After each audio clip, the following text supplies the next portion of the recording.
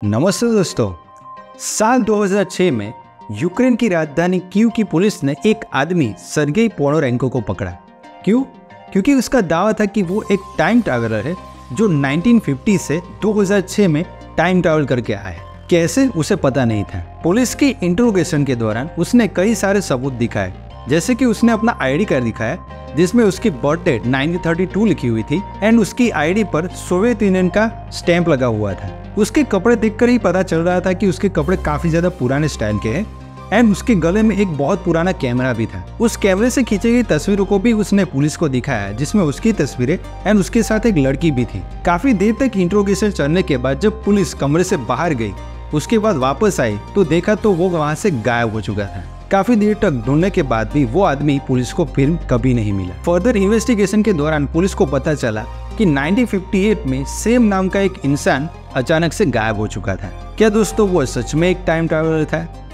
क्या time travel करना आज के दिन में पॉसिबल है या फिर ये सिर्फ साइंस फिक्शन की बात है? आइए दोस्तों समझते हैं टाइम एंड टाइम ट्रैवल को इस वीडियो में बड़े साइंटिफिक तरीके से। What is time? A deceptively simple question, yet it is the key to understanding relativity. It is also the reason my hair is going grey. Time travel related पहली story लिखी गई थी 1881 में Edward page mission के द्वारा New York सन newspaper में the clock went backwards के नाम से।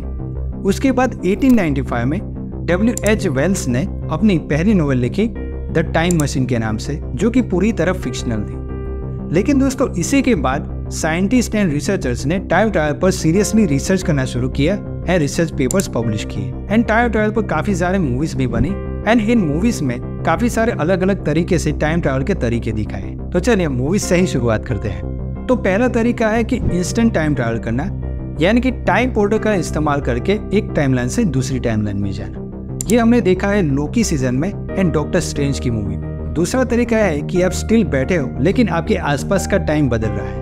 ये हमने देखा था लूसी फिल्म में एंड हैरी पॉटर की फिल्म में। तीसरा तरीका है कि वन वे ट्रैवल, यानी कि अगर आप पास्ट में या फिर फ्यूचर में टाइम ट्रैवल करते हो तो आप वापस नहीं आ सकते। इसका बेस्ट एग्जांपल है द इंटरस्टेलर मूवी। एंड चौथा तरीका है कि लाइट की स्पीड से टाइम ट्रैवल करना, और ये देखा था हमने द फ्लैश मूवी में, जहाँ पर जो मेन कैरेक्टर है वो लाइट की स्पीड से भाग सकता है। दूसरे भी कई सारे तरीके फिल्मों में दिखाए गए हैं। तो आपके मन में ये सवाल आएगा कि ये सब बकवास है, रियल लाइफ में पॉसिबल नहीं है।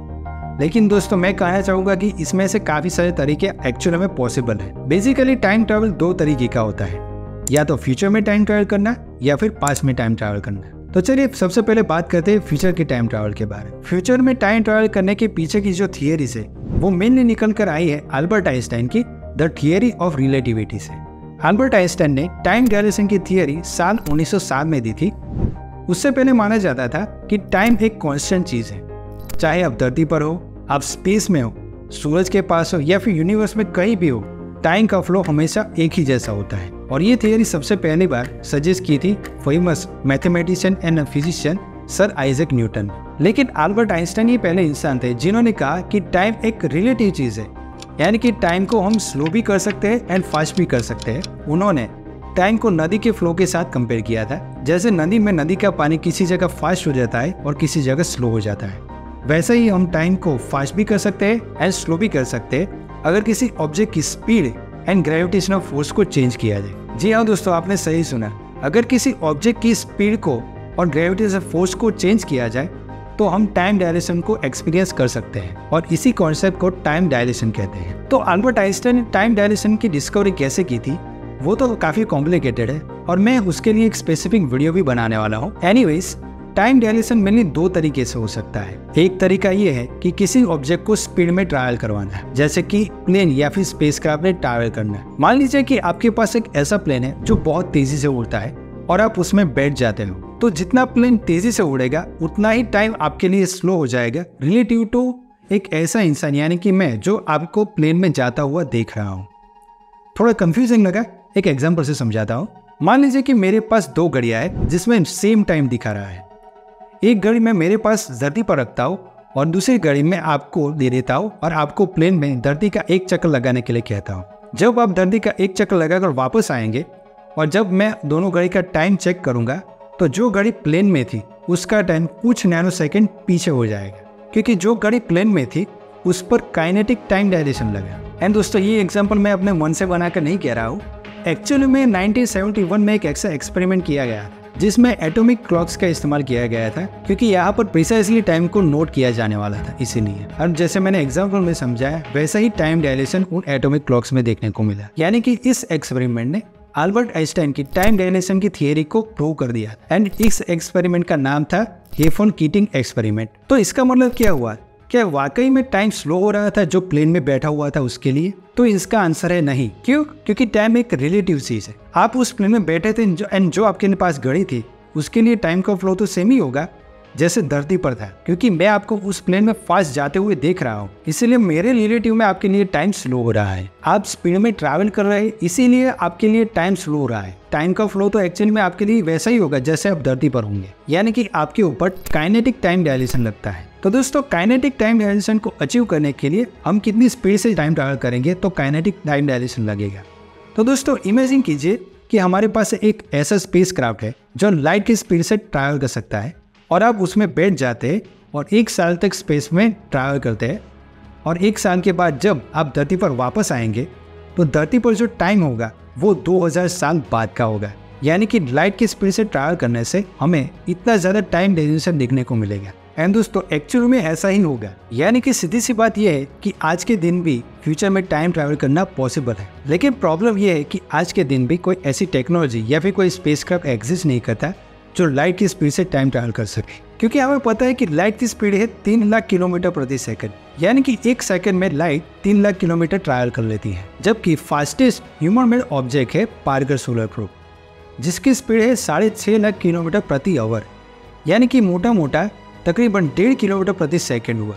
एंड दोस्तों ये स्पीड लाइट की स्पीड का तकरीबन 0.0005% ही है। इसका मतलब ये हुआ कि आज तक हम लाइट की स्पीड का 0.1% ही अचीव नहीं कर पाए, और यहाँ पर हम बात कर रहे हैं लाइट की स्पीड को अचीव करना। Kind of impossible, right? लेकिन दोस्तों ये सब सुनकर निराश मत होइए। एक और भी तरीका है फ्यूचर में टाइम ट्रैवल करने का जो आइंस्टाइन ने बताया था। जैसे स्पीड में ट्रैवल करने से टाइम डायलेशन होता है, वैसे ही अगर ग्रेविटेशनल फोर्स को बढ़ाया जाए तो भी टाइम डायलेशन पॉसिबल है। जितनी ज्यादा ग्रेविटी उतना ही ज्यादा टाइम डायलेशन। अल्बर्ट आइंस्टाइन ने बताया था कि इमेजिन करिए एक ऐसे स्पेस टाइम के फैब्रिक को जो आपको वीडियो में दिख रहा होगा, एंड उस पर हम बारीक ऑब्जेक्ट्स रख दें जैसे कि स्टार हो गया या फिर प्लैनेट्स हो गए। एंड जितना ज्यादा उस स्पेस टाइम के फैब्रिक पर कर्व बनेगा उतना ही ज्यादा टाइम डायलेशन होगा। एंड दोस्तों हमें पता है कि ग्रेविटी मेनली डिपेंड करती है ऑब्जेक्ट के मास पर, यानी कि जितना ज्यादा मास होगा उतना ही ज्यादा ग्रेविटी होगी और उतना ही ज्यादा स्पेस टाइम के फैब्रिक पर कर्व बनेगा। यानी कि धरती से जुपिटर का मास ज्यादा है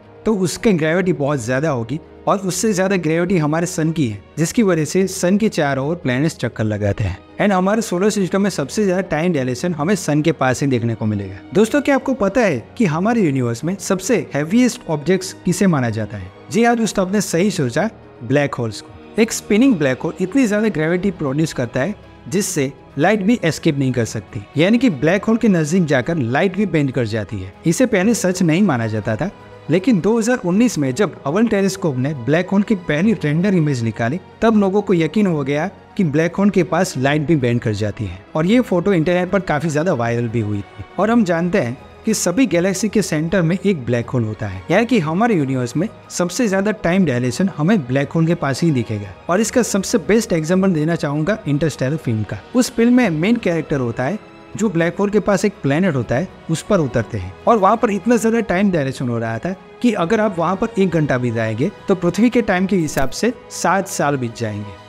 यानी कि अगर आप उस प्लेनेट पर 2 घंटे बिताते तो उस प्लैनेट के बाद 14 साल बीत जाएंगे। इतना ज्यादा टाइम डायलेशन हो रहा था उस फिल्म में। एंड ये साइंटिफिकली एक्यूरेट चीज है। यानी कि अगर आपको फ्यूचर में टाइम ट्रैवल करना है तो थोड़ा समय बिताइए सन के पास या फिर ब्लैक होल के पास। लेकिन सोचना ये भी जरूरी है क्या हम ब्लैक होल के इतने नजदीक जाकर जिंदा रह भी पाएंगे या फिर नहीं। एनीवेज, मैंने आपको 2 तरीके बताए फ्यूचर में टाइम ट्रैवल करने के। एक तरीका यह है कि आप स्पीड में ट्रैवल कीजिए, और दूसरा तरीका है कि किसी ग्रेविटेशनल ऑब्जेक्ट के करीब जाइए। तो दोस्तों अब तक मैंने जो भी बात की वो मैंने बात की फ्यूचर में टाइम ट्रैवल करने के बारे में। लेकिन पास्ट का क्या हम पास्ट में टाइम ट्रैवल नहीं कर सकते? तो इसका मैं सिंपल आंसर देना चाहूंगा कि नहीं, हम पास्ट में टाइम ट्रैवल तो नहीं कर सकते, लेकिन पास्ट की झलक जरूर देख सकते हैं। मैं ये नहीं कह रहा कि अल्बर्ट आइंस्टाइन की थियरी ऑफ रिलेटिविटी पास्ट में टाइम ट्रैवल करने से रोकती है। अल्बर्ट आइंस्टाइन ने ऐसे समझाया था कि अगर कोई ग्रेविटेशनल ऑब्जेक्ट हो जो स्पेस टाइम के फैब्रिक को इतना ज़्यादा कर्व कर दे या फिर बेंड कर दे कि वो ऑब्जेक्ट उस फैब्रिक को फाड़ कर नीचे चला जाए, जिससे क्या होगा कि एक वर्म होल क्रिएट होगा और उस वर्म होल की वजह से हम पास्ट में भी टाइम ट्रैवल कर सकते हैं। लेकिन ये चीज को पॉसिबल करने के लिए हमें इमेंस ग्रेविटेशनल फोर्स चाहिए एंड नेगेटिव एनर्जी चाहिए, और शायद ऐसी एनर्जी हमें किसी बहुत बड़े ब्लैक होल में ही देखने को मिल सकती है। और दूसरी बात यह है कि हम जब पास्ट में टाइम ट्रैवल करेंगे काफी सारी लॉजिकल प्रॉब्लम्स हमें देखने को मिलती है, जैसे कि ग्रैंडफादर पैराडॉक्स या फिर प्री डेस्टिनेशन पैराडॉक्स, जिसकी बात मैंने इस 4.5 मिनट के वीडियो में करी थी, जो मैं आपको रिकमेंड करना चाहूंगा, जिसमें मैंने बताया था कि आखिरकार क्यों हम पास्ट में टाइम ट्रैवल नहीं कर सकते। ऐसा नहीं है कि थियोरेटिकली हम पास्ट में टाइम ट्रैवल नहीं कर सकते, लेकिन अभी भी प्रैक्टिकली यह प्रूव नहीं हुआ है कि हम पास्ट में टाइम ट्रैवल कर सकते हैं। यानी कि जो फिल्मों में हमें पास्ट में टाइम ट्रैवल दिखाया गया है वो साइंटिफिकली इम्पॉसिबल बात है। लेकिन दोस्तों एक और भी तरीका है फ्यूचर में टाइम ट्रैवल करने का, जिसका नाम है क्रायोस्लीप। आपने कई सारे मूवीज में देखा होगा, जैसे कि अवतार और पैसेंजर जैसे मूवीज में, जहाँ पर जो लोग होते हैं वो ऐसी स्टेट में होते हैं जहाँ पर वो बिना खाना पानी पिए मानो ये सालों तक सोते रह सकते हैं। और ये दोस्तों नेचुरली पॉसिबल भी है। काफी सारे एनिमल्स एंड इंसेक्ट ऐसा करते हैं, जैसे कि टर्टल्स, फ्रॉग्स, स्नो बियर और इंसेक्ट लाइक एंट्स। उनकी बॉडी एक ऐसे स्टेट में चली जाती है जहाँ पर उनकी बॉडी की बायोलॉजिकल जो रिएक्शन होती है वो इतनी ज्यादा स्लो हो जाती है कि उनकी एज बढ़ना ही बंद हो जाती है। अगर हमारी बॉडी को एक माइल्ड हाइपोथर्मिया में रखा जाए तो हमारी बॉडी की भी जो भी बायोलॉजिकल रिएक्शंस है वो इतनी ज्यादा स्लो हो जाएगी कि हमारी एज बढ़ना ही बंद हो जाएगी और हम महीनों या सालों तक ऐसे ही स्टेट में रह सकते हैं। तो दोस्तों सीधी सी बात है कि फ्यूचर में आज के दिन भी टाइम ट्रैवल करना पॉसिबल है, लेकिन पास्ट में टाइम ट्रैवल करना अभी तक इम्पॉसिबल बात है। आप क्या सोचते हैं टाइम ट्रैवल के बारे में? कमेंट बॉक्स में जरूर लिखिएगा। तो दोस्तों कैसा लगा ये वीडियो कमेंट बॉक्स में जरूर लिखिएगा।